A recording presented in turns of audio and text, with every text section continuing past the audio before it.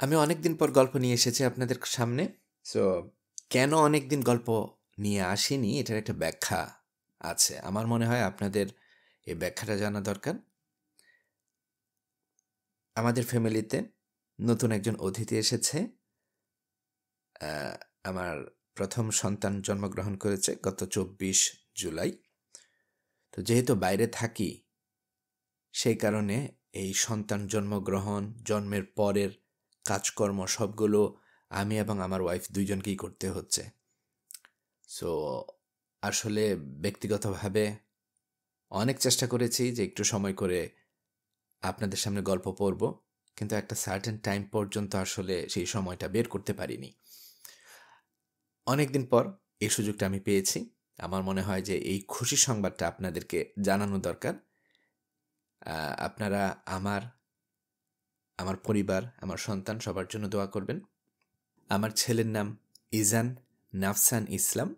আপনারা ইজানের জন্য দোয়া করবেন যেন তাকে আল্লাহ সুস্থ রাখে, হেফাজতে রাখে।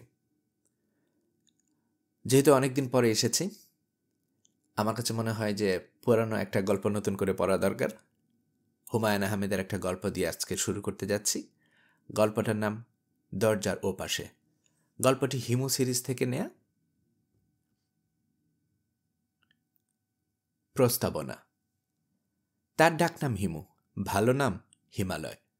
বাবা আগ্রহ করে হিমালয় নাম রেখেছিলেন, যেন বড় হয়ে সে হিমালয়ের মতো বড় হয়, বিশাল ও বিস্তৃত, কিন্তু ধরা ছোঁয়ার বাইরে নয়। হাত দিয়ে স্পর্শ করা যায়। ইচ্ছে করলে তিনি ছেলের নাম সমুদ্র রাখতে পারতেন। সমুদ্র বিশাল ও বিস্তৃত। সমুদ্রকে হাত দিয়ে স্পর্শ করা যায়, তার চেয়ে বড় কথা সমুদ্রে আকাশের ছায়া পড়ে। কিন্তু তিনি সমুদ্র নাম না রেখে রাখলেন হিমালয়, কঠিন মৌন পর্বতমালা, যার গায়ে আকাশের ছায়া পড়ে না ঠিকই, কিন্তু সে নিজেই আকাশ স্পর্শ করতে চায়। হিমুর বাবা চেয়েছিলেন হিমু একজন মহাপুরুষ হবে, যে মহাপুরুষ পরম সত্য জানেন। কিন্তু হিমু কি চেয়েছিলেন? আমরা তার বাবার আকাঙ্ক্ষার কথা জানি, হিমুর আকাঙ্ক্ষার কথা জানি না। সে কিসের সন্ধান করে বা আসলে সে কোনো কিছু সন্ধান করে কি না, তা নিয়ে লেখা হলো দরজার ওপাশে।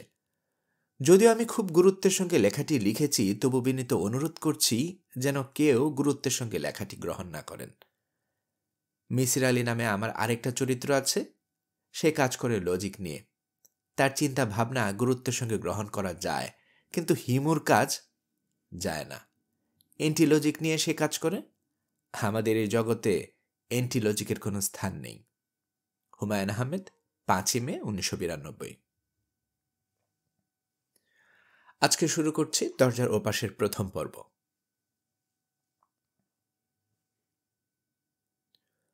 ঘুমের মধ্যেই শুনলাম কে যেন ডাকল, হিমু, ওই হিমু। গলার স্বর একই সঙ্গে চেনা ও অচেনা। যে ডাকছে তার সঙ্গে অনেক আগে পরিচয় ছিল, এখন নেই। মানুষটাকে ভুলে গেছি, কিন্তু স্মৃতিতে তার গলার স্বর রয়ে গেছে। পুরুষালী ভারী গলা, একটু শ্লেষা জড়ানো।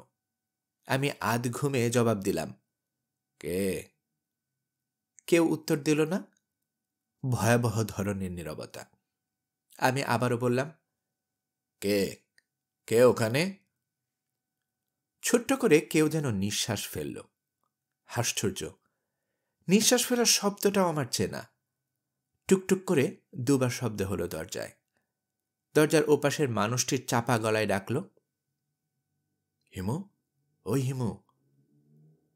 আমার অস্বস্তি বোধ হতে লাগল। ঘর অন্ধকার, গাঢ় অন্ধকার। রাতে বৃষ্টি হচ্ছিল বলে দরজা জানালা বন্ধ করে শুয়েছি। রেডিয়াম ডায়ালের টেবিল ঘড়ি ছাড়া আর কিছুই দেখতে পাওয়া যাওয়ার কথা না, কিন্তু সবকিছু পরিষ্কার দেখছি। ওই তো দেয়ালের ক্যালেন্ডার দেখা যাচ্ছে। ক্যালেন্ডারের লেখাগুলো পর্যন্ত পড়তে পারছি। তার মানে কি? এটা কি তাহলে স্বপ্ন? পুরো ব্যাপারটা ঘটছে স্বপ্নে? দরজার ওপাশে আসলে কেউই নেই। চেনা এবং অচেনা গলায় আমাকে কেউই ডাকছে না। ঘুমের মধ্যে স্বপ্ন দেখছি এবং ঘুমের মধ্যেই বুঝতে পারছি এটা স্বপ্ন। স্বপ্নটা শেষ হওয়া পর্যন্ত দেখতে ইচ্ছে করছে না। আমি দরজা খুলে দেখতে চাই না দরজার ওপাশে কে দাঁড়িয়ে আছে। আমার জানার কোনো ইচ্ছে নেই। ভারী গলায় কে আমাকে ডাকছে। আমি জেগে ওঠার চেষ্টা করছি, জাগতে পারছি না। কেউ আমাকে স্বপ্নের শেষটা দেখাতে চায়, আমি দেখতে চাই না। প্রচণ্ড অস্বস্তিতে ঘুমের মধ্যে ছটফট করতে করতে আমি জেগে উঠলাম। ঘরের হাওয়া গরম হয়ে আছে, দরজা জানালা বন্ধ, কিছু দেখা যাচ্ছে না। আমি বাতি জ্বালালাম। স্বপ্নের দেয়ালে যে জায়গায় ক্যালেন্ডার ছিল সেখানে ক্যালেন্ডার নেই। খাটের নিচে টকটক শব্দ হচ্ছে, প্রায়ই হয়। কিসের শব্দ আমার জানা নেই। ইঁদুর হবে না, ইঁদুর টকটক শব্দ করে না। আমি হাতড়ে হাতড়ে দরজা খুললাম। ভোর হয়েছে, আলো হয়ে আছে চারদিক। আমার দরজা জানালা বন্ধ ছিল বলেই ঘর হয়েছিল অন্ধকার। বারান্দায় এসে দেখি পাশের ঘরে বাইজিদ সাহেব বারান্দায় দাঁড়িয়ে দাঁত মাজছেন। তাঁর চোখ টকটকে লাল। এটা কোনো নতুন ব্যাপার না, বাইজিদ সাহেবের চোখ সব সময়ই লাল থাকে। তিনি আমাকে দেখে নিচু গলায় বললেন, কি ব্যাপার হিমু সাহেব, এত সকালে জেগে উঠেছেন, ব্যাপার কি? ঘুম ভেঙে গেল। সুবে সাদিকের সময় ঘুম ভাঙা ভালো। এই সময় আল্লাহ পাক বেহেস্তের জানালা খুলে রাখেন। ওই জানালা দিয়ে বেহেস্তের হাওয়া আসে পৃথিবীতে। ওই হাওয়া যাদের গায়ে লাগে তারা বেহেশতবাসী হয়। কে বলেছে আপনাকে? তিনি অস্বস্তির সঙ্গে বললেন, শোনা কথা। আপনি কি এজন্যই রোজ ভোরে উঠে বেহেস্তের হাওয়া গায়ে লাগান? বাইজিদ সাহেব লজ্জিত ভঙ্গিতে হেসে ফেললেন। ভোরবেলায় অদ্ভুত আলোর কারণেই তাকে আজ অনেক কম বয়স্ক মনে হচ্ছে। ভদ্রলোকের বয়স 50-এর কাছাকাছি। তাকে দেখে আমার সবসময় মনে হয়েছে তার গা থেকে কেউ একজন লেবুর মতো সমস্ত রস চিপে নিয়েছে। হাঁটেন খানিকটা কুঁজো হয়ে। চোখে চোখ পড়লে চোখ নামিয়ে নেন। রাস্তায় দেখা হলে যদি জিজ্ঞেস করি, কেমন আছেন বাইজিদ সাহেব, তিনি বিব্রত গলায় কোনো রকমে বলেন, এই আছি। ছুটির দিনে তিনি তার ঘরে থাকেন। ভেতর থেকে দরজা বন্ধ থাকে। ছুটির দিনগুলোতে মেসে একটু ভালো খাওয়া দাওয়া হয়। সবাই একসঙ্গে বসে খায়। তিনি কখনো বসেন না। সবার খাওয়া হয়ে গেলে একসময় চুপি চুপি খেতে যান। মাথা নিচু করে অতি দ্রুত খাবার পর্ব শেষ করেন, যেন খাওয়া একটা খুবই অন্যায় কাজ। যত দ্রুত শেষ করা যায় ততই ভালো। এই লোক আমাকে দেখে এতগুলো কথা বলবে ভাবা যায় না। আমি তার দিকে খানিকটা এগিয়ে গিয়ে বললাম, বেহেস্তের জানালা খোলার ব্যাপারটা যখন আছে, তখন দোজখের জানালা খোলার ব্যাপারটাও থাকার কথা। ওইটা কখন খোলা থাকে জানেন? রাত 12টা থেকে সুবে সাদিকের আগ পর্যন্ত। এই জন্য এই সময় ঘরের ভেতরে থাকার বিধান আছে। সবই অবশ্য শোনা কথা, সত্য মিথ্যা জানি না। আমি হাসতে হাসতে বললাম, সত্যি হলে আমার জন্য খুবই মুশকিল। আমার অভ্যেস হলো গভীর রাত পর্যন্ত রাস্তায় হাঁটাহাঁটি করা। বাইজিদ সাহেব ছোট্ট নিঃশ্বাস ফেলে বললেন, আমি জানি, তবে আপনার কোনো সমস্যা নেই। সমস্যা নেই কেন? আপনি সঠিক মানুষ। আমি সঠিক মানুষ আপনাকে কে বলল? রাত বিরাতে রাস্তায় হাঁটলে মানুষ সঠিক হয়ে যায়? তাহলে তো চোর এবং পুলিশ সবচেয়ে বড় সঠিক। বাইজিদ সাহেব আবার মাথা নিচু করে ফেললেন। সম্ভবত তিনি আর কথা বলবেন না। একদিনে অনেক বেশি কথা বলে ফেলেছেন। তার সঙ্গে আমার কথা বলতে ভালো লাগছে। ভদ্রলোক 2 বছরের উপর আমার পাশের ঘরে আছেন। এই 2 বছরে তার সঙ্গে আমি 3-4 বারের বেশি কথা হয়নি। সেই সব কথাও, কেমন আছেন বাইজিদ সাহেব, এই আছি, এর মধ্যে সীমাবদ্ধ। ভদ্রলোক কি করেন, তার দেশ কোথায়, তার চোখে সবসময় লাল থাকে কেন, কোনো কিছুই জানি না। বাইজিদ সাহেব? জি। কাল রাতে অনেকক্ষণ জেগেছিলাম। রেসকোর্সের ভেতরে হেঁটে হেঁটে দোজখের হাওয়া লাগাচ্ছিলাম। বৃষ্টি যখন শুরু হলো তখন ঘরে এসেছি। এত সকালে আমার ঘুম ভাঙার কথা না। স্বপ্ন দেখে ঘুম ভেঙেছে। স্বপ্নটা পুরোপুরি দেখতেও পারিনি, মনে হচ্ছিল দুঃস্বপ্ন। দেখতে ইচ্ছে হচ্ছিল না বলেই দেখিনি। জেগে উঠেছি। বাইজিদ সাহেব শান্ত গলায় বললেন, সুবে সাদিকের সময় আল্লাপাক কাউকে দুঃস্বপ্ন দেখান না। তাই নাকি? জি, সুবে সাদিক খুব একটা ভালো সময়। এই সময় আল্লাপাক মানুষকে মঙ্গলের কথা বলেন, আনন্দের কথা বলেন। ওইটাও কি মাওলানার কাছে শোনা কথা? জি না, আমার স্ত্রীর কথা। সে জীবিত নেই। ১৯ বছর আগে মারা গেছে। আমার কন্যার জন্মের সময় মারা গেল। সে জীবিত থাকার সময় অদ্ভুত অদ্ভুত কথা বলতো। আমি হাসাহাসি করতাম। এখন করি না। এখন তার সব কথাই সত্যি বলে মনে হয়। বেহেশত এবং দোজখের জানালার কথাও কি তার কথা? জি। আপনার স্ত্রীর মৃত্যুর পর আপনি বিয়ে করেননি? জি না। আপনার মেয়েটির বয়স তাহলে এখন ১৯? জি। তার কি বিয়ে হয়েছে? জি না। সে থাকে কোথায়? তার মামাদের কাছে থাকে। নিজের কাছে এনে রাখতে চেয়েছিলাম, সামর্থ্য হলো না। অতি ছোট্ট চাকরি করি। বেতন যা পাই তা দিয়ে ঢাকার ঘর ভাড়া করা থাকা সম্ভব না। আমি আপনাকে অনেক ব্যক্তিগত প্রশ্ন করে জিজ্ঞেস করে ফেললাম। কিছু মনে করবেন না। জি না, আমি কিছুই মনে করি না। আমি খুব খুশি হয়েছি। অনেক দিন থেকে আপনাকে বলতে চাচ্ছিলাম, সাহসে কোলায়নি। আমাকে বলতে চাচ্ছিলেন কেন? আপনি মহাপুরুষ ধরনের মানুষ। আপনি আমার মেয়েটার জন্য একটু প্রার্থনা করলে তার মঙ্গল হবে, এই জন্যে। মেয়েটার বিয়ে দিতে পারছি না। দুষ্টু লোকজন তার মেয়েটার নামে বাজে একটা দুর্নাম ছড়িয়েছে। পুরো ব্যাপারটা যে মিথ্যা সবাই জানে। কেউ বিশ্বাস করে না, আবার সবাই বিশ্বাসও করে। মেয়েটা খুবই কষ্টে আছে ভাই সাহেব। আমি জানি আপনি মেয়েটার কষ্ট কমাতে পারবেন। আমার মেয়েটা যে কত ভালো তা একমাত্র আমি জানি, আর জানেন আল্লাহ পাক। আপনার কাছে আমি হাত জোর করছি। বাইজিদ সাহেব সত্যি সত্যি হাত জোর করলেন। আমি বিব্রত গলায় বললাম, ভাই আপনি আমার হলুদ পাঞ্জাবি লম্বা দাড়িগোঁফ দেখে বিভ্রান্ত হচ্ছেন। আপনার দোষ নেই, অনেকেই হয়।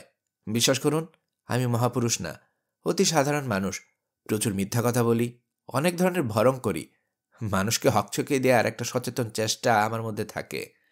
কাজকর্ম করার কোনো ক্ষমতা নেই বলে আমি ভবঘুরে। বুঝতে পারছেন? বাইজিদ সাহেব আগের মতোই কোমল গলায় বললেন,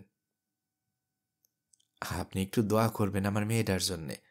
অনেকদিন বলার চেষ্টা করেছি, সাহস পাইনি। আজ আল্লাহ পাক সুযোগ করে দিয়েছেন। আমি হাসতে হাসতে বললাম, হ্যাঁ ঠিক আছে, প্রার্থনা করলাম। অসম্ভব রূপবান এবং ধনবান ছেলের সঙ্গে আপনার কন্যার বিয়ে হবে। তারা দুজনে মিলে ঘুরবে দেশ থেকে দেশান্তরে।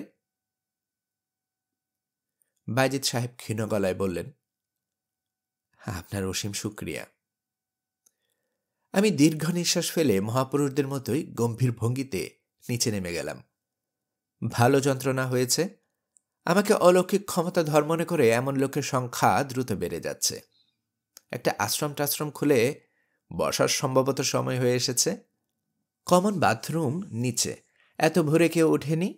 বাথরুম খালি পাওয়া যাবে। কল ছেড়ে কিছুক্ষণ মাথা পেতে বসে থাকব, তারপর পরপর 3 কাপ চা খেতে হবে। রাতে ঘুম না হওয়ায় মাথা জ্যাম হয়ে আছে। চা খেয়ে রফিকের বাসায় একবার যেতে হবে। সে গত 1 সপ্তাহ ধরে 2 দিন পর পর আমার কাছে আসছে। কখনো দেখা হচ্ছে না। সে এমন সময় আসে যখন আমি থাকি না। তার ব্যাপারটা কি কে জানে। বাথরুমের বেসিন অনেকদিন ধরেই ভাঙা। আজ দেখি নতুন বেসিন, বেসিনের উপর নতুন আয়না। মেসের মালিক বসিরউদ্দিন সাহেব খরচ চূড়ান্ত করেছেন বলে মনে হচ্ছে। বেসিনের কাছে না গিয়ে বলতে পারছি কোনো রিজেক্টেড বেসিন বসিরউদ্দিন সাহেব কুড়িয়ে এনে ফিট করে দিয়েছেন। আয়নাটাও হবে ঢাকা শহরের সবচেয়ে সস্তা আয়না। মুখ দেখা যাওয়ার কোনো কারণ নেই। আয়না দেখলেই আয়নার সামনে দাঁড়াতে ইচ্ছে করে। খুবই ক্ষুদ্র ইচ্ছা এবং নির্দোষ ইচ্ছা। তবু অতি ক্ষুদ্র ইচ্ছাকে প্রশ্রয় দিতে নেই। একবার প্রশ্রয় দেওয়া শুরু করলে সব ইচ্ছাকেই প্রশ্রয় দিতে চাইবে। যে মানব সন্তান ক্ষুদ্র কামনা জয় করতে পারে, সে বৃহৎ কামনাও জয় করতে পারে। এই মহৎ বাণী আমার বাবার। চামড়ায় বাঁধানো 321 পৃষ্ঠার একটা খাতায় তিনি এইসব বাণী মুক্তার মতো গোটা গোটা হরফে লিখে রেখে গেছেন। পুরো খাতাটাই হয়তো ভরে ফেলার ইচ্ছে ছিল, সময় পাননি। মাত্র 4 দিনের নোটিশে তাকে পৃথিবী ছাড়তে হলো। জ্বর হলো। জ্বরের 4র্থ দিনে বিস্ময় এবং দুঃখ নিয়ে তাকে বিদায় দিতে হলো। আমাকে হতাশ গলায় বললেন, আসল কথা তো তোকে কিছুই বলা হলো না, অল্প কিছু লিখেছি, এতে কিছুই হবে না। তিনি 18 পৃষ্ঠা পর্যন্ত লিখেছেন। কিছু কিছু বাণী লেখার পর আবার কেটে ফেলা হয়েছে। তার পছন্দ হয়নি। বাণীর মধ্যেও ভেজাল আছে। এরকম একটা ভেজাল বাণী হল, হে মানব সন্তান, সুখের স্বরূপ নির্ধারণের চেষ্টা করো। যে সুখের স্বরূপ জেনেছে সে দুঃখ জেনেছে, দুঃখের বাস সুখের মাঝখানে। এই বাণী লাল কালি দিয়ে কেটে তার নিচে বাবা লিখেছেন, ভাব অস্পষ্ট এবং ধোঁয়াটে।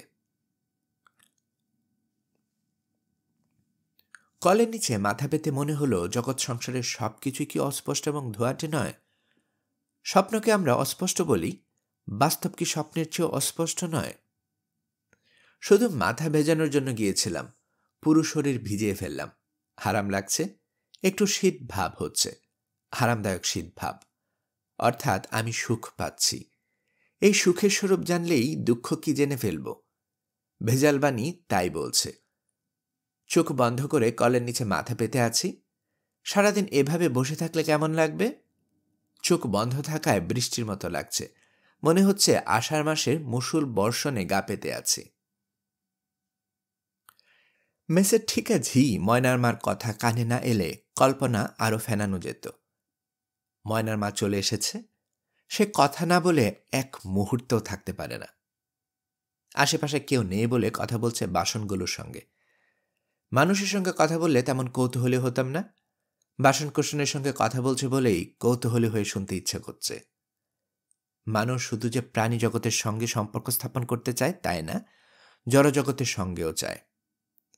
ময়নার মা চাপা গলায় গভীর বেদনার সঙ্গে বলেছে, স্যাপটা থালা, আমিও স্যাপটা, তুইও স্যাপটা, আমার স্যাপটা কপাল, তোরও স্যাপটা কপাল। কান্দা ভাঙ্গা দেখছি, তোর যেমন কান্দা ভাঙ্গা, আমারও কান্দা ভাঙ্গা। তোর কান্দা ভাঙছি আমি ময়নার মা, খ দেহি আমার কান্দা কেরা ভাঙছে। ময়নার মার কথা শোনার ইচ্ছে করছে, ক্ষুদ্র এবং নির্দোষ ইচ্ছা। এটা ঠিক হচ্ছে না। কলের পানি আরো জোরে ছাড়তে পারলে কাজ হতো। পানিতে আর জোর নেই। আমি বাথরুম থেকে বের হয়ে এলাম। ময়নার মা আমাকে দেখে লম্বা ঘুমটা দিল। ঘুমটার আড়াল থেকে বলল, আব্বা শৈলটা ভালা। সে গোড়া থেকেই আব্বা ডাক ধরেছে, নিষেধে কাজ হয়নি। ভালো, তুমি কেমন আছো ময়নার মা? আমি হইলাম আপনার কান্দা ভাঙ্গা ডেক। আপনার মাথার দরদ কমছে? কয়েকদিন হচ্ছে না। বুদ্ধির গ্রামের এক তেল আছে, মাথার দরদের খুবই আরাম, আপনার আইনা দিমু। আচ্ছা ঠিক আছে, দিও। দেশের বাড়িতে কেউ নাই, যাওন ফরে না, আপনার জন্যই যামু। আমি চুপ করে রইলাম। আমার দিক থেকে কোনো সাড়া পেলে সে কথা বলা থামাবে না। মাথার দরদ ভালা জিনিস না। ময়নার বাপ মরল মাথার দরদে। ফাল্গুন মাসে আমারে প্রথম কইল, আইজ কাজে যাবো না, মাথার মধ্যে দরদ। আমি কইলাম, এইটা কেমন কথা? মাথার মধ্যে দরদ হইছে বইলা কাম কামাই করবেন? যান কামে যান। তা ধরেন মানুষটা গেল। ময়নার মার এই গল্প আগেও কয়েকবার শোনা, আবারও শুনতে হচ্ছে। ভেজা কাপড়ে দাঁড়িয়ে গল্প শুনছি, শুনতে মোটেও ইচ্ছে করছে না। গল্পটা আবার বলতে পেরে সে যতটা আনন্দ পাচ্ছে, আমি ঠিক ততটাই বিরক্ত হচ্ছি। সব মিলে সমানে সমান। রফিকের কাছে যাব বলে ভেবেছিলাম, তার প্রয়োজন হলো না। ভেজা কাপড়ের দোতলায় উঠে দেখি রফিক বারান্দায় রেলিং ধরে দাঁড়িয়ে আছে। অত্যন্ত সুপুরুষ একজন মানুষ। আমার ধারণা সে ছেঁড়া শার্ট গায়ে দিলেও দাঁড়িয়ে থাকলে তাকে রাজপুত্রের মতো লাগবে। সে শেভ করেনি, মুখে খোঁচা খোঁচা দাড়ি, তারপরেও এত সুন্দর দেখাচ্ছে। আমি আনন্দিত গলায় বললাম, কি খবর রফিক? রফিক একবার আমার দিকে তাকিয়েই চোখ সরিয়ে নিল। জবাব দিল না, চুপ করে রইল। প্রশ্ন করলে সে কখনো জবাব দেয় না। আগে কিছুটা দিত, ইদানিং একেবারেই দিচ্ছে না। ব্যাপারটা যতটা স্বাভাবিক মনে হচ্ছে, আসলে ততটা অস্বাভাবিক নয়। প্রশ্ন করলে চুপ করে থাকার কারণে সে নিজেই ব্যাখ্যা করেছে। সে ব্যাখ্যা আমার কাছে গ্রহণযোগ্য বলেই মনে হয়েছে। স্কুলে পড়ার সময় স্যারেরা তাকে প্রশ্ন করতেন, পড়া ধরতেন। সে যে উত্তরে দিত, মার খেতে হতো। মার খেতে খেতে প্রশ্নের উপর তার এক ধরনের ভীতি জন্মে গেছে। প্রশ্ন করলে জবাব দেয় না, গম্ভীর হয়ে থাকে। মাঝে মাঝে প্রশ্নের উত্তরে ফুঁস করে নিঃশ্বাস ফেলে। তার কাছে কিছু জানতে হলে এমনভাবে জিজ্ঞেস করতে হয় যেন কখনো প্রশ্ন বলে মনে না হয়। দাঁড়া, কাপড় ছাড়ি, তারপর চা খেয়ে আসি। তুই কয়েকবার আমার খোঁজ করেছিস, ব্যাপারটা কি? রফিক চুপ করে রইল। চুপ করে থাকবে জানা কথা। শেষের দিকে প্রশ্ন করেছি। আমি কাপড় ছাড়লাম। শার্ট প্যান্ট পরতে পরতে বিরক্ত গলায় বললাম, কাঠের মতো দাঁড়িয়ে থাকলে তো আর কোনো লাভ হবে না। কিছু বলার থাকলে বলে ফেল। তোর সঙ্গে কোনো মন্ত্রীর পরিচয় আছে? কেন? রফিক নিঃশ্বাস ফেলল, কিছু বলল না। আমি হতাশ গলায় বললাম, তুই যা বলার বলে চল, আমি নিজ থেকে কোনো কিছু জিজ্ঞেস করব না। চাকরি চলে গেছে, সাসপেনশন অর্ডার হয়েছে। ও আচ্ছা। আমি কিছুই করিনি। সুপারিনটেন্ডেন্ট ইঞ্জিনিয়ার এসেছিল, আমাকে অনেক প্রশ্ন করেছিল, আমি জবাব দিলাম না। উনি মনে করলেন আমি ইচ্ছে করে বেয়াদবি করেছি। যারা তোকে চেনে, তোর সঙ্গে কাজ করে, তারা তো তোর স্বভাব চরিত্র জানে। তারা কিছু বলল না? তারা তো জানে তোকে কিছু জিজ্ঞেস করলে তুই চুপ করে থাকিস। রফিক নিঃশ্বাস ফেলে বলল, কেউ আমার পক্ষে কিছু বলেনি। আমার সাসপেনশন অর্ডার হওয়ায় সবাই খুশি। কেউ আমাকে দেখতে পারে না। তোকে দেখতে পারার তো কোনো কারণও নেই। আমাকে শোকজ করেছিল, শোকজের জবাব দিয়েছি। জবাব ওদের পছন্দ হয় নাই। সবাই বলেছে আমাকে ডিসমিস করে দেবে। শোকজে কি লিখেছিলি? কথা বল গাধা, তোকে প্রশ্ন করছি না, এমনি জিজ্ঞেস করলাম। রফিক চুপ করে রইল। আমি বিরক্ত গলায় বললাম, ওদের কোনো দোষ দিচ্ছি না। আমি তোর বস হলে অনেক আগে ডিসমিস করে দিতাম। প্রশ্নের জবাব দে, যাতে বুঝতে পারি ব্যাপারটা কি। শেষ প্রশ্ন, কবে শোকজ করেছে? কবে জবাব দিয়েছিস? এক বাক্যে ডবল প্রশ্ন। রফিক শুধু ফুঁস করে নিঃশ্বাস ফেলল। আমি জবাবের জন্য অপেক্ষা করলাম না। চা খাওয়ার জন্য রওনা হলাম। রফিক ক্ষীণস্বরে বলল, অনেক আজে বাজে কথা শোকজে লিখেছি। আমি নাকি কাজ জানি না, কাজের প্রতি আমার কোনো আগ্রহ নেই, ইনসাবঅর্ডিনেশন। মনটা খারাপ হয়েছে। তোর জানাশোনা মন্ত্রী আছে? এবার আমি চুপ করে রইলাম। চুপ করে থাকলে রফিক নিজেই কথা বলবে। রফিক বলল, আমার এক খালাতো ভাইয়ের আত্মীয় আছে মন্ত্রী। খালাতো ভাইকে বললে হয়, বলতে ইচ্ছে করে না। খালাতো ভাইটা বিরাট বদ। তুই কোনো মন্ত্রী চিনিস না, তাই না? চেনার অবশ্য কথাও না। ভালো মানুষদের সঙ্গে মন্ত্রীর পরিচয় থাকে না, বদগুলোর সঙ্গে থাকে। খালাতো ভাইটা একটা বদ, এই জন্যেই। রফিক কথা শেষ করল না। মাঝে মধ্যে সে দীর্ঘ বাক্য শুরু করে। যেই মুহূর্তে মনে করে অনেক বেশি কথা বলা হয়ে গেল, সেই মুহূর্তে চুপ করে যায়। বাক্যটা শেষ পর্যন্ত শেষ করে না। চায়ের টেবিলে দুজনে মুখোমুখি বসলাম। রফিক নাস্তা করে এসেছে কিনা জিজ্ঞেস করা অর্থহীন, জবাব দেবে না। দুজনে নাস্তা দিতে বললেন। রফিক, এই সপ্তাহে তোদের বাড়িতে যাব। তোরা তো এখন নারায়ণগঞ্জে ড্রেজার কলোনিতে থাকিস। জবাব দিতে হবে না, উপর নিচ মাথা নাড়, তাইলেই বুঝব। রফিক মাথা নাড়ল। নদীর কাছে না তোদের বাড়ি? রফিক আবার মাথা নাড়ল। তুই এক কাজ করতে পারবি? নদীর তীরে বালির ভেতরে দুটো গর্ত খুঁড়ে রাখতে পারবি? মানুষ সমান গর্ত, যেন গর্তে ঢুকলে শুধু মাথাটা বের হয়ে থাকে। কাজটা করতে হবে পূর্ণিমার আগের দিন। রফিক বিরস গলায় বলল, আচ্ছা।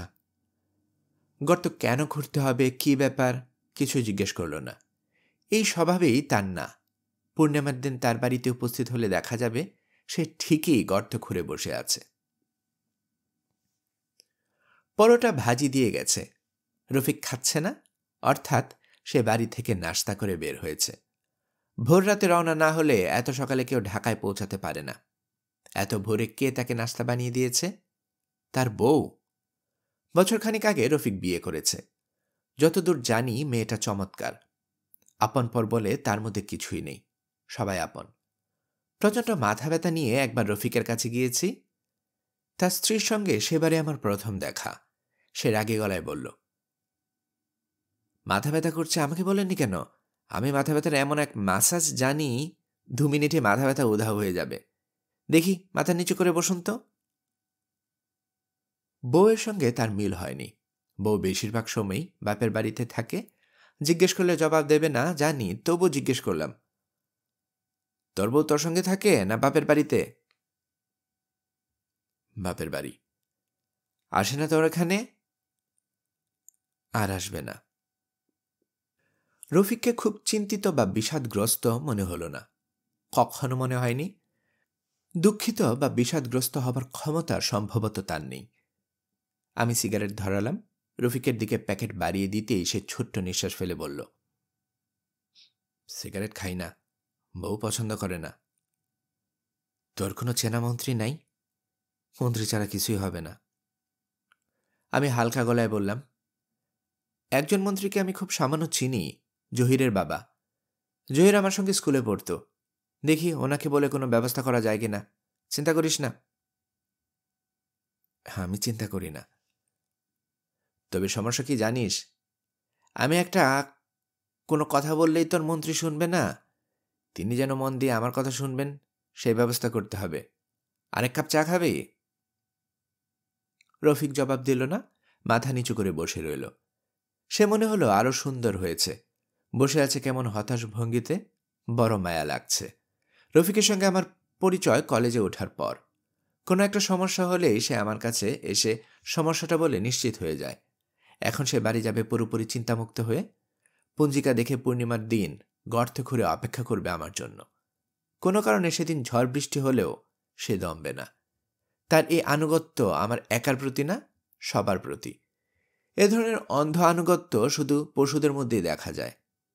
রফিক পশু না, মানুষ। বুদ্ধিমান, সৎ, ভালো মানুষ ধরনের মানুষ। এমন সুন্দর একটা মানুষ যে দেখলেই মনে হয় প্রকৃতি তার এই সৌন্দর্য কোনো এক বিশেষ উদ্দেশ্যে তৈরি করেছে। সেই উদ্দেশ্য কি কে জানে? রফিক, তোর মার শরীর আশা করি ভালোই আছে? বেশি ভালো না, শিগগির মারা যাবেন। কিছু খেতে পারেন না? খুব নাকি গরম লাগে। সারাক্ষণ তাল পাকা পানিতে ভিজিয়ে সেই পাখায় হাওয়া করতে হয়। ফ্যানের হাওয়া সহ্য হয় না। হাওয়া কে করে, তুই? রফিক আমার দিকে তাকালো, কিছু বলল না। পরপর 2টি প্রশ্ন করা হয়ে গেছে, তার জবাব দেবার কথা না। পিচগলা রোদ উঠেছে। রাস্তার পিচ গলে স্যান্ডেলের সঙ্গে উঠে আসছে। 2টা স্যান্ডেল সমানভাবে লাগলে কাজ হতো, তা লাগেনি। ডান দিকেরটাই বেশি লেগেছে, বাঁ দিকেরটাই কম। শুধুমাত্র রোদের কারণে এই মুহূর্তে আমার ডান পা বাঁ পায়ের চেয়ে লম্বা। আমি ইচ্ছা করে ডান পায়ের স্যান্ডেল আরও খানিকটা পিচ লাগিয়ে 1.5 ইঞ্চি হিল বানিয়ে ফেললাম। এখন আমাকে হাঁটতে হচ্ছে খুঁড়িয়ে খুঁড়িয়ে। আমার হাঁটার ভঙ্গি দেখে যে কেউ মনে করতে পারে উদ্দেশ্যবিহীন যাত্রা। আসলে তা নয়। দুপুর রোদে অকারণে হাঁটছি না। বিশেষ উদ্দেশ্য আছে, বিশেষ পরিকল্পনা আছে। আমি যাচ্ছি মন্ত্রীর সন্ধানে। সরাসরি মন্ত্রী ধরা যাচ্ছে না, জহিরের মাধ্যমে ধরা হবে। সূক্ষ্ম পরিকল্পনার ব্যাপার আছে। চৈত্র মাসের ঝাঁঝা দুপুরে আমার গায়ে একটা গরম চাদর। চুল দাড়ি কাটা হয়নি বলে চেহারা হয়েছে ভয়ঙ্কর। 2টি অসমান পা নিয়ে হাঁটছি। তারপরেও আমাকে দেখে মনে হতে পারে আমি পুরো ব্যাপারটা বেশ মজা পাচ্ছি। কারণ আমার হাতে জ্বলন্ত সিগারেট। মাঝে মধ্যে আয়েশ করে সিগারেটে টান দিয়ে নাকে মুখে ধোঁয়া ছাড়ছি। রাস্তাঘাট ফাঁকা, হরতাল হরতাল ভাব। প্রভেদ এইটুকুই, হরতালের সময় রাস্তায় ছোট ছোট ছেলেপুলেদের মহা আনন্দে খেলতে দেখা যায়। এখন দেখা যাচ্ছে না। পথের ধারে বেলের শরবত বিক্রি হচ্ছে। শরবত যারা বিক্রি করে তাদের চোখে মুখে তৃষ্ণার্তের ভঙ্গি থাকে। এই শরবতওয়ালার মধ্যে সেই ভঙ্গি খুব বেশি মাত্রায়। সে গভীর আগ্রহে আমার দিকে তাকিয়ে আছে। এত আগ্রহ নিয়ে গত 3 বছরে কেউ আমার দিকে তাকায়নি। মানুষের আগ্রহকে উপেক্ষা করা ঠিক না। আমি থমকে দাঁড়ালাম, সিগারেটে লম্বা টান দিয়ে এবং হাসি মুখে বললাম, খবর ভালো? বেচারা হকচকে গেল। কি বলবে ভেবে পেল না। তাকালো জগের দিকে। জগ ভর্তি হলুদ পানীয়, তার উপরে বরফের কুঁচি ভাসছে। আমার ধারণা পৃথিবীতে যে কটি কুৎসিত পানীয় আছে, বেলের শরবত তার মধ্যে 1 নম্বর। 2 নম্বরে আছে তোকমার শরবত। তোকমার শরবত খাবার সময় মনে হয় ছোট ছোট কেঁচোর টুকরো পানিতে গুলিয়ে খেয়ে ফেলছি। শরবতওয়ালার হকচকানো ভাব কমানোর জন্য বললাম, বেলের শরবত কত করে? ডবল 3 টেহা, সিঙ্গেল 2 টেহা। তোকমার শরবত বিক্রি করেন না? জি না, চলে না, ভালো জিনিসের কদর নাই। দেখি 1 সিঙ্গেল বেলের শরবত। ডবল খান, ডবল খাইলে শরীরের জন্য ভালো। দিন, ডবলই দিন। শরবতের জগের চারপাশে ভনভন করছে মাছি। যে পানিতে শরবত বানানো হয়েছে সেখানে হ্যাপাটাইটিস বি ভাইরাস কিলবিল করার কথা। বরফে আছে টাইফয়েডের জীবাণু, হেনা নাকি ঠান্ডায় ভালো কাজ করে। 2টা বড় গ্লাসে শরবত ঝাঁকাঝাঁকি হচ্ছে। লেবু চিপে খানিকটা লেবুর রস দেয়া হলো। মনে হচ্ছে 1 চিমটি লবণও মেশানো হলো। একটা বোতল থেকে গোলাপ জলের পানি ছেটানো হলো। সামান্য 3 টাকায় এত কিছু পাওয়া যাচ্ছে। গ্লাস আমার দিকে এগিয়ে দিতে দিতে শরবতওয়ালা গম্ভীর মুখে বলল, মধু আর বেল, এই 2 জিনিসের মধ্যে আল্লাহ পাকের খাস রহমত আছে। তাই নাকি? জি, তয় মধু শরীর গরম করে আর বেল করে ঠান্ডা। 2টা একসঙ্গে খেলে কি হবে? শরীর চলে আসবে মাঝে মাঝে অবস্থায়, ঠান্ডাও না গরমও না, তাই না? শরবতওয়ালা সরু চোখে তাকাচ্ছে। আমি রসিকতা করছি কি না বোঝার চেষ্টা করছে। তার সমগোত্রীয় কেউ রসিকতা করলে সে হেসে ফেলত। আমাকে সমগোত্রীয় মনে হচ্ছে না, 1 ধাপ উপরে মনে হচ্ছে। উঁচু ক্লাসের রসিকতা অপমান হিসাবে ধরে নিতে হয়, তাই নিয়ম। একটানে শরবত শেষ করে তৃপ্তির ভঙ্গি করে বললাম, আহ, শরীর ঠান্ডা হয়ে গেছে, জিনিস ভালো, অতি উত্তম। শরবতওয়ালার মুখের অন্ধকার দূর হচ্ছে না। এটাকেও সে রসিকতার অংশ হিসেবে মনে করেছে। আমি চকচকে 5 টাকার একটা নোট বের করে দিলাম। উদার গলায় বললাম, পুরোটা রেখে দিন, বকশিস। এইবার মুখের অন্ধকার কাটল। শরবতওয়ালা তৃপ্তির নিঃশ্বাস ফেলে বলল, থোকমার শরবত খাইতে চাইলে আইসেন, হাইন্না রাখবো, স্পেশাল বানায় দিব, খায় আরাম পাইবেন। কবে আসবো? তাই ধরেন শুক্রবারে আইসেন, বুধবারে দেশে যাব, শুক্রবারে সকালে ফিরব। এখানে পাওয়া যাবে আপনাকে? যে নেন ভাই, একটা সিগারেট খান। শরবতওয়ালা হাত বাড়িয়ে সিগারেট নিল। মোটেই অস্বস্তি বোধ করল না। যে অধিকারের সঙ্গে সে নিল তা থেকে বোঝা যাচ্ছে শুক্রবারে যদি আমি আসি সে তোকমা শরবত খাওয়াবে এবং দাম নেবে না। এরা এসব ব্যাপারে খুবই সাবধান। নাম কি ভাই আপনার? হেমদাদ মিয়া। যাই, ভালো শরবত খেলাম, মনে করে আইসেন শুক্রবারে। দুপুর 2টা, চৈত্র মাসের দুপুর 2টা কারো বাড়িতে যাবার উৎকৃষ্ট সময় নয়।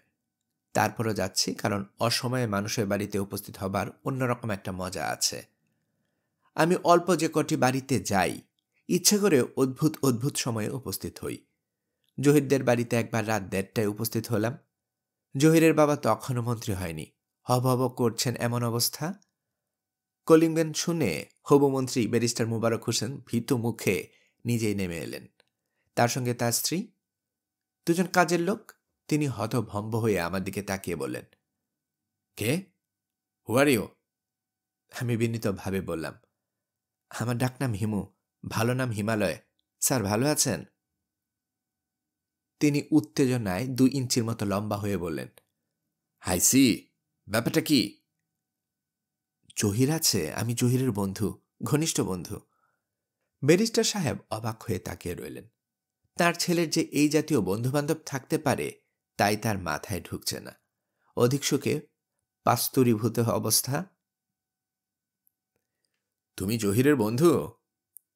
জি চাচা, খুবই ঘনিষ্ঠ বন্ধু, আমরা ঢাকা কলেজে একসঙ্গে পড়েছি। আইসে। আমি মুখে বিনয়ের ভাব সারা শরীর ছড়িয়ে দিয়ে ব্যারিস্টার সাহেবের স্ত্রীর দিকে তাকিয়ে বললাম, চাচি ভালো আছেন? উনি সঙ্গে সঙ্গে একটু দূরে সরে গেলেন। জহিরের বাবা বললেন, এত রাতে কি ব্যাপার? ওর সঙ্গে অনেকদিন দেখা হয় না, পাশ দিয়ে যাচ্ছিলাম, ভাবলাম দেখা করে যাই। রাত কটা বাজে জানো? জি না। 1:40। রাত 1:40 কেউ কারো বাড়িতে আসবে আমার জানা ছিল না, তাও আবার অকারণে। অকারণে আসেনি স্যার, অনেকদিন দেখা হয় না। ও ভালো আছে তো? হ্যাঁ, ভালো আছে। তোমার নাম কি যেন বললে? এভারেস্ট? জি না, এভারেস্ট না, হিমালয়। বাবা শখ করে রেখেছিলেন। ওনার ইচ্ছা ছিল আমি হিমালয়ের মতো বড় হই। শোনো হিমালয়, এখন বাসায় যাও। আমার ধারণা তুমি নেশা টেশা করে এসেছ। নেশাগ্রস্ত মানুষের সঙ্গে হইচই করে লাভ নেই বলে আমি চুপ করে আছি। জহিরের সঙ্গে দেখা করতে হলে সকালে বা বিকালে আসবে। আন আর্থলি টাইমে আসবে, মনে থাকবে? জি স্যার, মনে থাকবে। আমি পা ছুঁয়ে সালাম করার জন্য নিচু হলাম। দুজনে খানিক সরে গেলেন। ঠিক তখন, কার সঙ্গে কথা বলছো মা? বলতে বলতে জহিরের ছোট বোন তিতলি এসে দাঁড়ালো। আমি হাসি মুখে বললাম, তিতলি ভালো আছো? এখনো ঘুমাওনি? 1:40 বাজে। তিতলিও তার বাবা মার মতো, কিংবা তাদের চেয়েও বেশি রকম চমকালো। কারণ সে আমাকে চেনে না, দেখেনি কখনো। আমি জহিরের কাছ থেকে ওর নাম জানি। চেহারায় মিল দেখে আন্দাজে তিতলি বললাম, একটা পুরো পরিবারকে হকচকিয়ে দেবার মধ্যে আনন্দ আছে। জহিরদের পরিবার নিয়ে এই জাতীয় আনন্দ আরও কয়েকবার পাওয়ার ইচ্ছে ছিল, তার সম্ভব হয়নি। কারণ ওই ঘটনার 6 মাসের মধ্যে জহিরের বাবা মন্ত্রী হয়ে গেলেন। কিছু কিছু লোক মন্ত্রী কপাল নিয়ে জন্মায়। জিয়া, এরশাদ, যেই থাকুক, এরা মন্ত্রী হবেই হবে। জহিরের বাবা এরকম একজন ভাগ্যবান মানুষ। মন্ত্রীদের বাড়ি রাত 1:30 বা 2টোর সময় যাওয়া সম্ভব না। সঙ্গে সঙ্গে পুলিশ অ্যারেস্ট করে থানায় নিয়ে $20 দেবে। দুপুরের দিকে যাওয়া যায়, এই সময় দর্শনার্থীর ভিড় থাকে না। তবে দুপুরে ঢুকলে সরাসরি বাড়িতে যাওয়া যায় না। গেটে পুলিশের কাছে স্লিপ দিতে হয়। সেই স্লিপ একজন ভেতরে নিয়ে যায়। নিয়ে যাওয়ার কাজটা করে নিতান্তই অনিচ্ছায়, যেন সে হাঁটা ভুলে গেছে। হাঁটি হাঁটি পা পা করে নতুন হাঁটা শিখছে। জহিরের আচার আচরণ, ভাবভঙ্গির কোনোটাই মন্ত্রীর ছেলের উপযোগী নয়। কোনো কালেও ছিল না। বোহেমিয়ান ধরনের ছেলে, ঘর পালানো রোগ আছে, কোনো কারণ ছাড়াই দেখা যাবে হঠাৎ একদিন হাঁটা ধরেছে। কোনোবারই নিজ থেকে ফিরে আসে না, লোকজন পাঠিয়ে ধরে আনতে হয়, পত্রিকায় বিজ্ঞাপন দিতে হয়। তবে বছর 2-এর মধ্যে পালায়নি, রোগ সম্ভবত সেরেছে। তাকে দেখলাম গেটের পুলিশ দুজনের সঙ্গে জমিয়ে আড্ডা দিচ্ছে। মুখ ভর্তি পান, চিবুক গড়িয়ে পানির রস পড়ছে। আমি কোনো একটা মজার গল্পের মাঝামাঝি উপস্থিত হলাম। পুলিশ দুজন অত্যন্ত সন্দেহজনক দৃষ্টিতে আমাকে দেখতে লাগলো। চাদর গায়ে মন্ত্রীদের বাড়িতে আশেপাশে ঘোরাফেরা করা সম্ভবত নিষেধ। দুজন পুলিশ তীক্ষ্ণ দৃষ্টিতে তাকিয়ে আছে আমার চাদরের দিকে। জহির পানের পিক ফেলে উঠে এলো, আমাকে হাত ধরে রাস্তার ওপাশে নিয়ে গিয়ে নিচু গলায় বলল, কি কাজে এসেছিস? চট করে বলে চলে যা দোস্ত। বাবা এসে যদি দেখে বারান্দায় দাঁড়িয়ে আড্ডা দিচ্ছি, সর্বনাশ হয়ে যাবে। পুলিশের সঙ্গে মাঝে মধ্যে আড্ডা দেই, এতে বাবা সারাক্ষণ 99 হয়ে থাকে। বাড়িতে তোর পজিশন পুলিশের চেয়েও খারাপ। মন্ত্রী হবার পর বাবার মেজাজ যা হয়েছে, আমাকে দেখতেই পারে না। শুল কিভাবে বানানো যায় এই কায়দা জানা থাকলে বাবা নিজেই কাঠমিস্ত্রি ডাকিয়ে একটা শুল বানিয়ে রাখত। সকাল বিকাল আমাকে শুলে চড়াতো। লাইফ হেল হয়ে যাচ্ছে দোস্ত। বাসায় তোর অবস্থা তাহলে কাহিল? কাহিল বলে কাহিল, ঘন অবস্থা। কাজকর্ম কিছু করছিস? কাজকর্ম জানি কি যে করব। কাগজে কলমে এক প্লাস্টিক কোম্পানির অ্যাডভাইজার, মাসে 10,000 টাকা দিয়ে যায়, তাও আবার আমার কাছে না, বাবার কাছে। তুই প্লাস্টিক কোম্পানির অ্যাডভাইজার? কি অ্যাডভাইস করিস? আরে ধুর ধুর, কি অ্যাডভাইস করব? আমি প্লাস্টিকের কি জানি। সকালবেলা ওরা গাড়ি নিয়ে আসে, আমার একটা ঘর আছে, ওখানে বসে 3-4 কাপ কফি খাই, চলে আসি। এখন বল দোস্ত, কি জন্য এসেছিস? টাকা চাইলে ধার দিতে পারবো না, কিচ্ছু করতে পারবো না। হাতে একটা ফোঁটাও পয়সা নেই। বিশ্বাস কর, বন্ধুবান্ধবরা আসে, চাকরি বাকরি নেই, বড় মায়া লাগে। চাকরির ব্যবস্থা তো দূরের কথা, ঘরে নিয়ে যে 1 কাপ চা খাওয়াবো সেই উপায়ও নেই। আমার কোনো বন্ধুবান্ধব ঘরে ঢুকতে পারবে না, বাবার হুকুম। কি জন্য এসেছিস তাড়াতাড়ি বলে চলে যা দোস্ত। বাবা যে কোনো সময় চলে আসতে পারে। আজকাল 3টার সময় আসে, 2 ঘন্টা ঘুমিয়ে আবার বিদায়। 3টা বোধহয় বাজে। তুই কোনো সুপারিশ নিয়ে আসিসনি তো? না। বাছালি, বন্ধুবান্ধব কেউ এলে বুকে ধাক্কা লাগে, মনে হয় সুপারিশ নিয়ে এসেছে। তোর ব্যাপারটা কি? আমি গলার স্বর নিচু করে বললাম, এক জায়গায় যাবি আমার সাথে? কোথায়? জায়গাটার নাম হলো ড্রেজার কলোনি, নারায়ণগঞ্জের কাছাকাছি। সেখানে কি? খুবই ইন্টারেস্টিং জায়গা। ড্রেজার দিয়ে নদী খুঁড়ে সেই বালি জমা করে কলোনি বানানো হচ্ছে। চারদিকে চিকচিক করছে বালি। চাঁদের আলো যখন সেই বালিতে পড়ে, অসাধারণ দৃশ্য। আজ আবার পূর্ণিমা পড়ে গেল। বলিস কি? জহিরের চোখ চকচক করতে লাগলো। আমি সিগারেট ধরাতে ধরাতে বললাম, ইন্টারেস্টিং একটা প্ল্যান করে রেখেছি। রফিককে তো চিনিস, ও থাকে ড্রেজার কলোনিতে। রফিক নদীর কাছাকাছি 2টা গর্ত খুঁড়ে রাখবে, গলা পর্যন্ত হাইটের গর্ত। আমরা 2জন গর্তে ঢুকে বসে থাকব। শেষে বালি দেয়া হবে, শুধু 2জনের মাথা বের হয়ে থাকবে। জহিরের চোখের ঝকঝকে ভাব আরো বাড়ল। কয়েকবার ঢোক গিলল।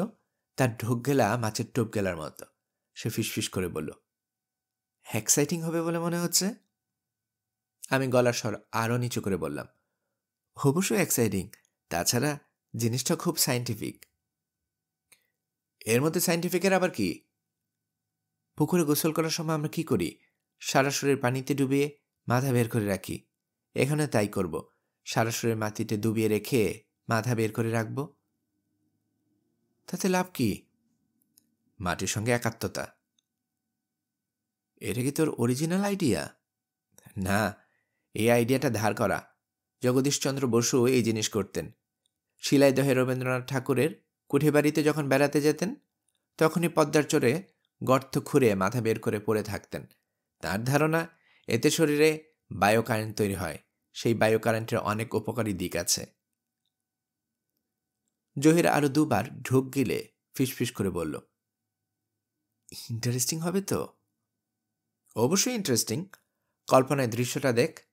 ধুধু করছে বালি, মাথার উপরে পূর্ণচন্দ্র, জ্যোৎস্নায় বান রেখেছে, কোথাও জনমানব নেই। চাঁদের আলোয় শুধু 2টো মাথা দেখা যাচ্ছে। 2টা না, একটা মাথা। শুধু তোরটা দেখা যাচ্ছে। আমি গর্তে ঢুকবো না। ঘটনা কোনো কারণে লিক হয়ে পড়লে বাবা সত্যি সত্যি আমাকে গর্তে ঢুকে মাটি চাপা দিয়ে দিবে। মাথা বের করে রাখার কনসেশন দেবে না। রিস্ক নেওয়া ঠিক হবে না। তবে আমি অবজারভার হিসেবে থাকব। চল যাই। আমরা নারায়ণগঞ্জের বাসে উঠে পড়লাম। জহির বলল, আজ সত্যি সত্যি জ্যোৎস্না তো?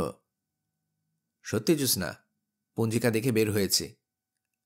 ব্যাপারটা যেমন কল্পনা করে রেখেছিলাম তেমন হলো না। দেখা গেল ড্রেজার কলোনির জায়গাটা জনবহুল, বাড়ি ঘর গিজগিজ করছে। এর মধ্যেই একটা ফাঁকা জায়গায় রফিক 2টো গর্ত খুঁড়ে বিরস মুখে বসে আছে। সে একা না, তার সঙ্গে আরও লোকজন আছে। লোকজন তাকে বিরক্ত করে মারছে, প্রশ্নে প্রশ্নে বেতে ব্যস্ত করে ফেলেছে। এখানে বিষয় কি ভাইজান? লাশ পুঁতে হইব? লাশ কি 2টা? রফিক সব প্রশ্নের জবাবে হাই তুলছে। আমাদের দেখে নিশ্চিত হয়ে উঠে দাঁড়ালো। যন্ত্রের মতো গলায় করে বলল, মার শরীর খারাপ, আমি চলে যাব। কি ঘটতে যাচ্ছে তা নিয়ে তার কোনো মাথা ব্যথা নেই। জহির শুধু শুরু থেকে নানা করছিল। গর্ত দেখে তার উৎসাহ মাথা চারা দিয়ে উঠল। সে আমার কানে কানে বলল, নিয়মটা কি? ন্যাংটা হয়ে ঢুকবো না আন্ডারওয়্যার থাকবে? ন্যাংটা হয়ে ঢুকাই নিয়ম। তুই ইচ্ছা করলে আন্ডারওয়্যার রাখতে পারিস। কোনো প্রয়োজন দেখছি না। করব যখন নিয়ম মাফিকই করব। নাচতে নেমে আবার ঘোমটা দেওয়ার কোনো মানে হয়? Who cares? আমরা তৎক্ষণাৎ গর্তে ঢুকলাম না। রাত 11টার দিকে লোকজন কমে যাবার পর ঢুকলাম। রফিক বিরস মুখে কোদাল নিয়ে বালি ফেলতে ফেলতে বলল, আমি থাকতে পারবো না। তোদের মাটি চাপা দিয়ে বাসায় চলে যাব। মার শরীর খুবই খারাপ। আমার মোটে ভালো লাগছে না। মনে হচ্ছে লোকজন জমে একটা কেলেঙ্কারি হয়ে যাবে। জহির বলল, তুই চলে যা, আমরা ম্যানেজ করে নেব। শুধু ভোরবেলা এসে আমাদের মাটি খুঁড়ে বের করিস। রফিক বলল, তোদের শার্ট প্যান্ট কি করব? বাসায় নিয়ে যাব না পাশে রেখে দেব? জহির বলল, শার্ট প্যান্ট আগুনে পুড়িয়ে দে। আমার আর এসবের দরকার নেই। আমি প্রকৃতি সন্তান।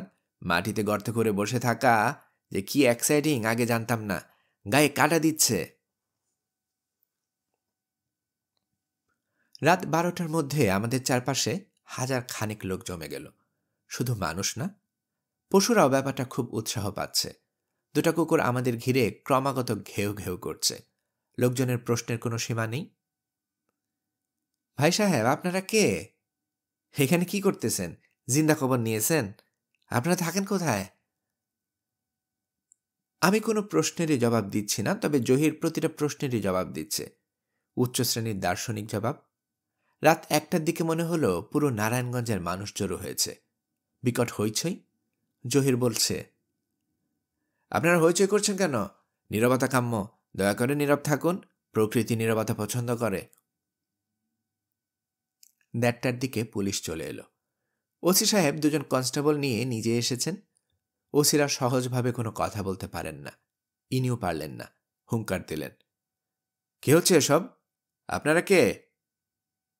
জহির শীতল গলায় বলল, অত্যন্ত জটিল প্রশ্ন। মানুষ এই ফিলোসফিক্যাল প্রশ্নের মীমাংসা করতে গত 2000 বছর ধরে চেষ্টা করে যাচ্ছে, মীমাংসা হয়নি। আপনারা আন্ডার অ্যারেস্ট, উঠে আসুন। জহির হিম শীতল গলায় বলল, আন্ডার অ্যারেস্ট মানে? মস্করা করছেন? আমরা দেশের কোন আইনটি ভঙ্গ করেছি দয়া করে বলুন। বাংলাদেশের প্যানেল কোডের কোন ধারায় আছে যে গর্ত খুঁড়ে বসে থাকা যাবে না? আমরা যদি পানিতে শরীর ডুবে বসে থাকতে পারি, তাহলে মাটিতেও পারি। ওসি সাহেব যুক্তির তর্কে গেলেন না। কনস্টেবল দুজনকে হুকুম দিলেন আমাদের টেনে তুলতে। জহির হুঙ্কার দিয়ে বললেন, আমি কে পরিচয় পেলে আপনি কিন্তু ভাই প্যান্ট নষ্ট করে ফেলবেন। প্যান্ট পাঠাতে হবে ধোপার কাছে, ডবল চার্জ নেবে। ওসি সাহেব সেপাইকে বললেন, এই পাগলটার গালে একটা চড় দাও। সেপাই সঙ্গে সঙ্গে ঝেড়ে লাথি বসিয়ে দিল। জহির হুমড়ি খেয়ে পড়ে গিয়েছিল। বালি ঝাড়তে ঝাড়তে বলল, বুঝলেন ভাই সাহেব, আপনারা এমন জায়গায় ট্রান্সফার করা হবে যে 1 পয়সাও ঘুষ পাবেন না। হালুয়া টাইট হয়ে যাবে। একটা টেলিফোন নাম্বার দিচ্ছি, টেলিফোন করে জেনে নিন আমি কে। পরিচয় জানার সঙ্গে সঙ্গে আদরে আদরে প্রাণ অধিষ্ঠ করে ফেলবেন। ওসি সাহেব বিরক্ত মুখে বললেন, পুলিশের আদর কত প্রকার ও কি কি কিছুক্ষণের মধ্যে জানতে পারবেন। আমরা থানার দিকে রওনা হলাম। উৎসাহী জনতার বড় একটা অংশ আসছে আমাদের পিছু পিছু। জহির আমার কানের কাছে মুখ ফিসফিস করে বলল, যতটা এক্সাইটিং হবে ভেবেছিলাম তার চেয়ে 10 গুণ এক্সাইটিং হয়েছে। এই জাতীয় প্রোগ্রাম আরো ঘন ঘন করতে হবে। নেক্সট পূর্ণিমা কবে? পূর্ণিমাগুলো 1 মাস পরে পরে আসে না 15 দিন পর পর? সিস্টেমটা কি? তেল ও জ্বালানি মন্ত্রী ব্যারিস্টার মোবারক হোসেন সত্যি সত্যি জহিরের বাবা, এই পরিচয় পাওয়ার পর ওসি সাহেবের মুখের তেলাপিয়া মাছের মতো বড় হতে লাগলো এবং ছোট হতে লাগলো। তারপর উনি যখন শুনলেন মোবারক হোসেন সাহেব নিজেই ছেলেকে ছাড়িয়ে নিতে আসছেন, তখন অধিক সুখে ওসি সাহেবের পাথরের মতো হয়ে গেলেন। খানিকক্ষণ জহিরের দিকে তাকান, খানিকক্ষণ আমার দিকে তাকান। জহির বলল, আপনি শুধু শুধু ভয় পাচ্ছেন ওসি সাহেব। আমার বাবা বাইরের মানুষের কাছে অত্যন্ত মাইডিয়াই ধরনের লোক। আপনাকে উনি কিছুই বলবেন না। তাছাড়া আপনাকে কিছু বলার প্রশ্নও আসে না। আপনি আপনার কর্তব্য পালন করেছেন। এর উত্তরে ওসি সাহেব চাপা গলায় বিড়বিড় করে কি যেন বললেন, যার কিছুই বোঝা গেল না। জহির বলল, ওসি সাহেব, চা খাওয়াতে পারবেন? এতেও ওসি সাহেবের হতভম্বা ভাব কাটল না। সেকেন্ড অফিসার লাফ দিয়ে উঠে দাঁড়িয়ে বলল, এক্ষুনি চা কেক নিয়ে আসছি স্যার, এক্ষুনি আনছি। জিলাপি খাবেন? এখানে গরম গরম জিলাপি পাওয়া যায়। জহির বলল, জিলাপি খাওয়া যায়। আপনারা কেউ যদি কাইন্ডলি রফিকের বাসা থেকে আমাদের কাপড়গুলো এনে দেন তাহলে ভালো হয়। বাবা এসে যদি দেখেন আমরা আন্ডারওয়্যার পরে থানায় বসে আছি, উনি কিছুটা বিরক্ত হতে পারেন। মন্ত্রী মানুষ তো, সামান্যতেই বিরক্ত হন। সেকেন্ড অফিসার বললেন, আমি ব্যবস্থা করছি স্যার, আপনারা গা ধুয়ে নিন, শরীর ভর্তি বালি, বাথরুমে সাবান আছে। গা ধোয়ার আগেই তেল ও জ্বালানি মন্ত্রী ব্যারিস্টার মোবারক হোসেন উপস্থিত হলেন। তার সঙ্গে পিএ, 2 জন পুলিশ গার্ড। মোবারক হোসেন সাহেব হতভম্ব হয়ে তাকিয়ে রইলেন আমাদের দিকে। আমি বললাম, স্যার ভালো আছেন? তিনি জবাব দিলেন না। মনে হচ্ছে তিনিও ওসি সাহেবের মতো অধিক শোকে পাথর হয়ে পড়েছেন। সমস্ত থানা জুড়ে এক ধরনের আতঙ্ক। পুলিশরা সব অ্যাটেনশন হয়ে আছে। ব্যারিস্টার সাহেব ওসি সাহেবের দিকে তাকিয়ে বললেন, এরা কি করেছিল বললেন? গর্তে খুঁড়ে বসেছিল? জি স্যার, শুধু মাথা বের করেছিল। আমি খবর পেয়ে দুজন কনস্টেবল নিয়ে উপস্থিত হলাম। আইসি। স্যার, আমি পাগল ভেবেছিলাম, মানে স্যার ঠিক বুঝতে পারিনি। বুঝতে পারার কথাও না, আমি নিজেও কিছু বুঝতে পারছি না। যাই হোক, আপনাকে ধন্যবাদ। ঘটনাটা থানায় জিডি এন্ট্রি করে রাখুন। মন্ত্রীর ছেলে বলে পার পেয়ে যাবে তা হবে না। আর এই ছেলে, যার নাম সম্ভবত হিমালয়, একে ভালো মতো জিজ্ঞাসাবাদ করুন। সেই বুদ্ধি দিয়ে এইসব করিয়েছে বলে আমার ধারণা। ড্রাগ এডিক্ট হবার সম্ভাবনা। খুব ভালো মতো খোঁজ খবর করবেন। অবশ্যই করব স্যার। আমি জহিরকে নিয়ে যাচ্ছি। তাকে জিজ্ঞাসাবাদ করতে চাইলে টেলিফোনে করবেন। তার কোনো প্রয়োজন হবে না স্যার। প্রয়োজন হবে না বলবেন না। মন্ত্রীর ছেলে বলে সে কোনো আলাদা ফেভার পাক তা আমি চাই না। মন্ত্রী জনগণের সেবক, এর বেশি কিছু না। সেকেন্ড অফিসার সাহেব আমাদের কাপড় চুপড় এবং চা নাস্তা নিয়ে এসেছেন। মন্ত্রী দেখে তার ভিমরি খাবার উপক্রম হলো। জহির বিরস মুখে শার্ট গায়ে দিল, প্যান্ট পরল। মোবারক সাহেব ছেলের দিকে তাকিয়ে মিষ্টি গলায় বললেন, চল বাবা, যাওয়া যাক। ভঙ্গিটা এমন যেন 7 বছরের একটা ছেলেকে সান্ত্বনা দিয়ে কথা বলছেন। যে ছেলে না বুঝে দুষ্ট বন্ধুবান্ধবদের পাল্লায় পড়ে সামান্য অপরাধ করে ফেলেছে, যে অপরাধের শাস্তি বকাঝকা, আদর। যাবার আগে খানিকক্ষণ স্থির দৃষ্টিতে আমার দিকে তাকিয়ে রইলেন। আমি এই জিনিসেই চাচ্ছি, আমাকে যেন চিনে রাখেন। দ্বিতীয়বার দেখা হলে আমাকে যেন বলতে না হয় আমি হিমু, হিমালয়। তারা চলে যাবারও আধ ঘন্টা পার হবার পর থানার পরিস্থিতি মোটামুটি স্বাভাবিক হলো। এই আধ ঘন্টায় আমি 2 কাপ চা এবং 3 পিস কেক এবং 6টা জিলাপি খেলাম। অর্ধেকটা সিগারেট খেলাম। পুরোটা খাওয়া গেল না, কারণ সেকেন্ড অফিসার সাহেব কঠিন গলায় বললেন, সিগারেট ফেলুন, নো স্মোকিং। একটা পিরিচে 8-10টা খেলি পান, 2টা নিয়ে একসঙ্গে মুখে দিয়ে দিলাম। আমার এসব কর্মকাণ্ড সবাই দেখছে, বেশ আগ্রহ নিয়ে দেখছে। তাদের ভালো লাগছে কিনা বুঝতে পারছে না, মনে হয় লাগছে না। চেয়ারে পা উঠিয়ে পদ্মাসনের ভঙ্গিতে বসেছিলাম। সেকেন্ড অফিসার কঠিন ভঙ্গিতে বললেন, পা নামিয়ে বসুন। আমি পা নামিয়ে বসলাম। হাত বাড়িয়ে পিরিচ থেকে আরো 2টা পান নিয়ে মুখে দিয়ে সহজ সরে বললাম, পানির পিক কোথায় ফেলবো স্যার? ওসি সাহেব নড়ে চড়ে বসলেন। টেবিল থেকে আমার দিকে খানিকটা ঝুঁকে এসে বললেন, এবার বলুন, আপনি কে? আমার নাম হিমালয়, ডাকনাম হিমু। কি করেন? কিছু করি না। কিছু যে করেন না তা তো বুঝতেই পারছি। এটা বোঝার জন্য শার্লক হোমস হতে হয় না। থাকেন কোথায়? একটা মেসে থাকি। ঢাকায় আত্মীয় স্বজন কেউ আছেন? আছেন। ওসি সাহেব ড্রয়ার থেকে কাগজ এবং পেন্সিল বের করলেন। থানায় এই এক মজার জিনিস দেখলাম, সব কাজকর্ম পেন্সিলে। সম্ভবত ইরেজার ঘষে লেখা মুছে ফেলার চমৎকার সুযোগ আছে বলে পেন্সিল। ওসি সাহেব শুকনো মুখে বললেন, এক এক করে আত্মীয় স্বজনের নাম বলুন, ঠিকানা বলুন, টেলিফোন থাকলে টেলিফোন নাম্বার, সব লিখে নেব। আমি বললাম, যেসব প্রশ্নের উত্তর লেখার দরকার নেই সেগুলো আগে করুন। সেগুলো আগে করব কেন? কারণ আপনার পেন্সিলটা ভোঁতা, শার্পনার দিয়ে শার্প করতে হবে। এখন কোনো শার্পনার খুঁজে পাবেন না। ওসি সাহেব পেন্সিলের দিকে তাকালেন। পেন্সিলটা সত্যি সত্যি ভোঁতা। তিনি অত্যন্ত গম্ভীর মুখে শার্পনার খুঁজতে লাগলেন। খুঁজে পাওয়া গেল না। ড্রয়ার ঘাটাঘাটি করা হলো, ফাইলপত্র উল্টানো হলো, শার্পনার নেই। ওসি সাহেব একা না, অন্যরাও শার্পনার খোঁজায় যোগ দিল। ওসি সাহেব গর্জনের মতো শব্দ করে বলতে লাগলেন, একটা পুরনো ব্লেড ছিল, সেটা গেল কই? এত বিশৃঙ্খলা, এত বিশৃঙ্খলা। আমি বললাম, একটা বল পয়েন্ট দিয়ে লিখলে কি চলে?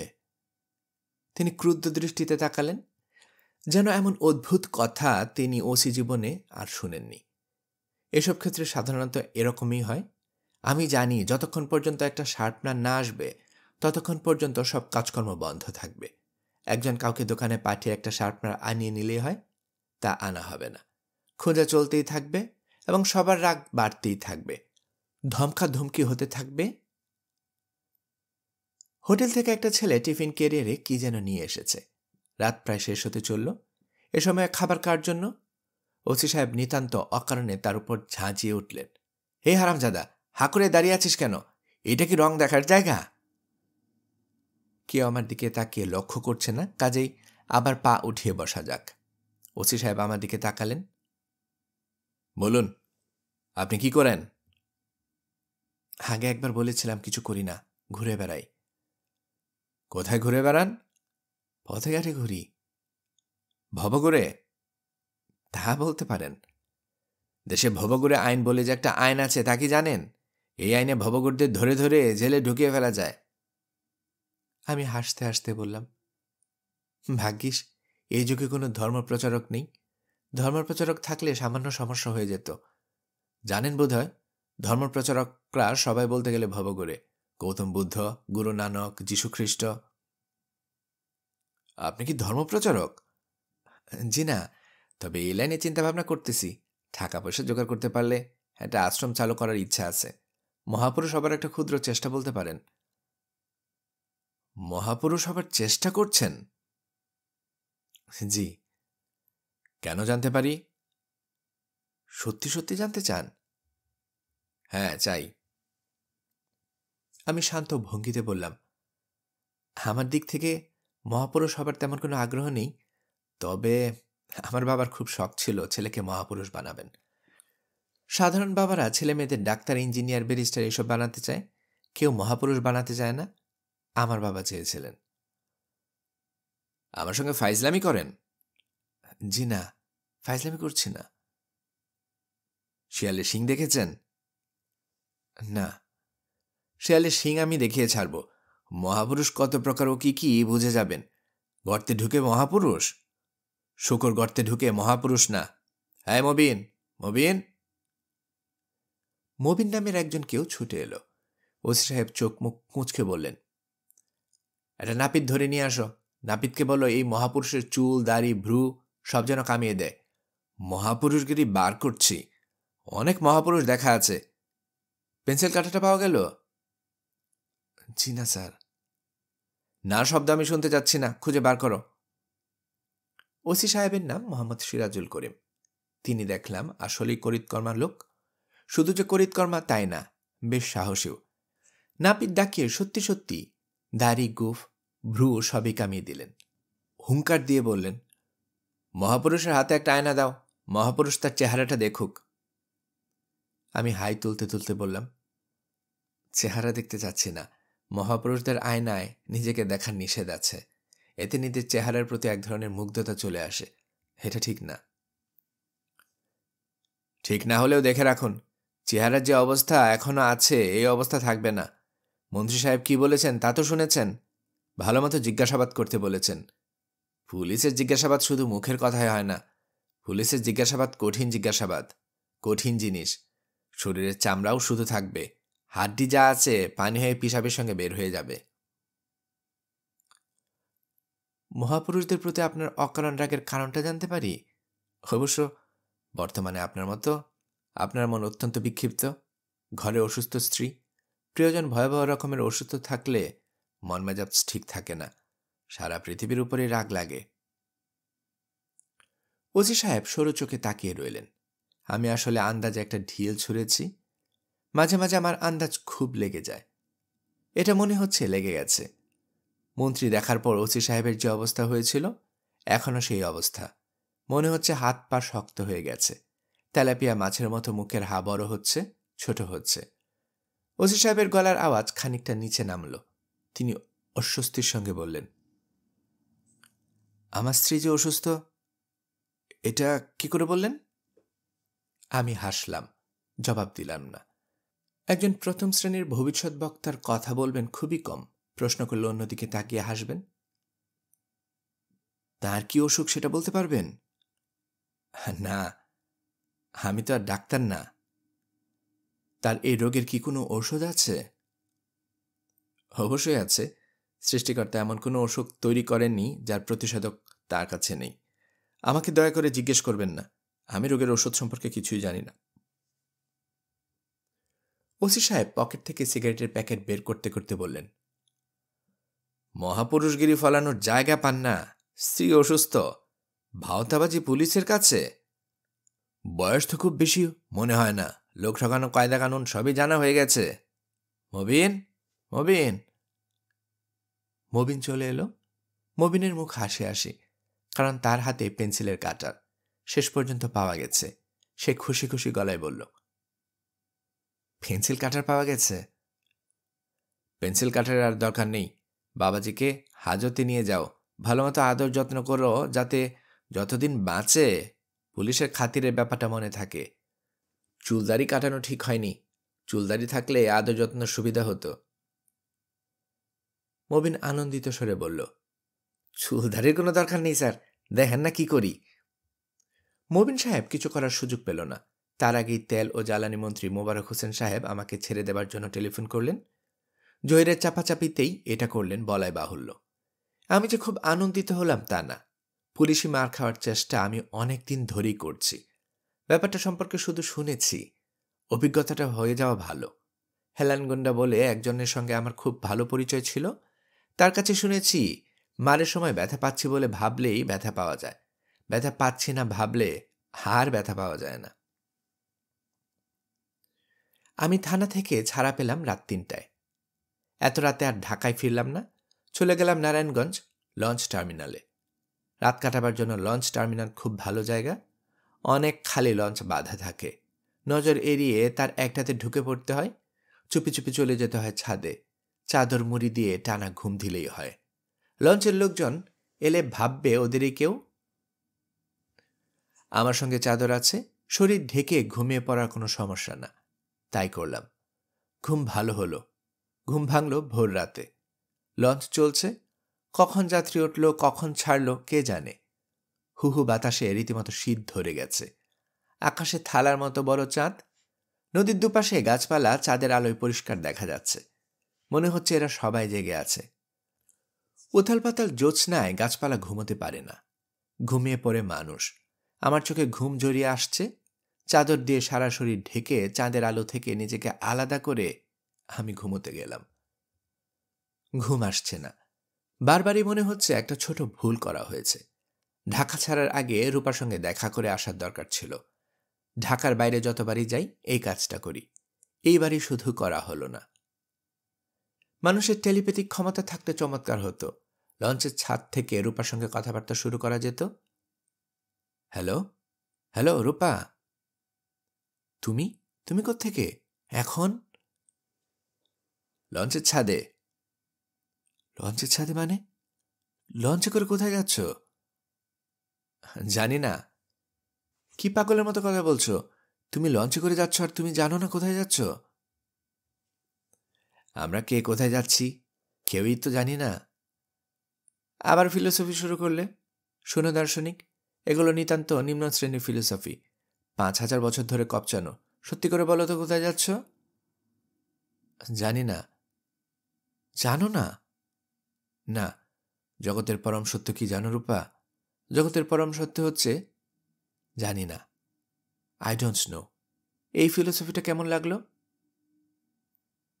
ঘুম এসে যাচ্ছে। কাল্পনিক কথাবার্তা আজকের মতো থাক। লঞ্চটা বড্ড দুলছে। রেলিং দেয়া নেই, গড়িয়ে পড়ে না গেলেই হয়।